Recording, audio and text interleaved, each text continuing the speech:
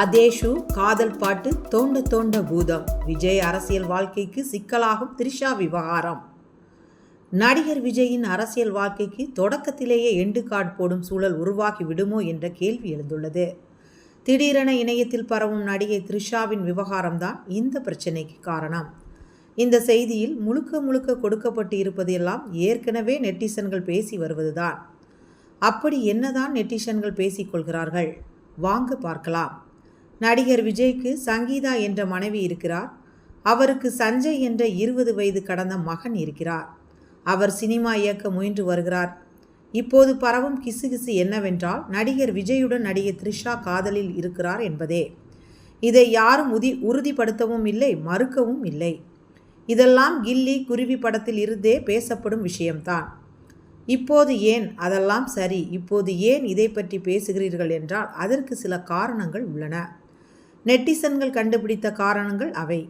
த்ரிஷா நேற்று விஜய்க்கு பிறந்தநாள் வாழ்த்து சொன்னார். அதற்கு இன்ஸ்டாவில் அவர் ஒரு ஆங்கில காதல் பாடல் போட, அதில் நீதான் என் காதல், என் உயிர் பிரியும் வரை நீதான் என் காதல் என்றெல்லாம் ஆங்கிலத்தில் வரிகள் வருகின்றன.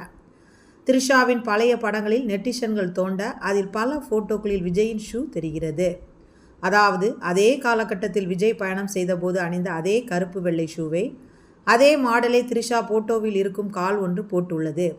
இதெல்லாம் போக த்ரிஷா இருந்த பயண லொக்கேஷன்களில் விஜயும் இருந்தது சில போட்டோக்கள் மூலம் சந்தேகத்தை கிளப்பியுள்ளது. சாஃப்ட் லேண்டிங் 2K கிட்ஸ் இடையே சாஃப்ட் லேண்டிங் என்ற வார்த்தை உள்ளது. அதாவது ஒரு விஷயத்தை, பெரும்பாலும் இருவருக்கு இடையிலான காதல் விஷயத்தை பொதுவில் சொல்லாமல் வைத்திருந்து அதன் பின் கொஞ்சம் கொஞ்சமாக பொது உலகிற்கு தெரியப்படுத்துவது. அதாவது கொஞ்சம் கொஞ்சமாக நாங்கள் காதலில் இருக்கிறோம் என்பதை நண்பர்களுக்கும் சமூகத்திற்கும் சில ஹிண்டுகள் மூலம் தெரியப்படுத்துவதே சாஃப்ட் லேண்டிங்.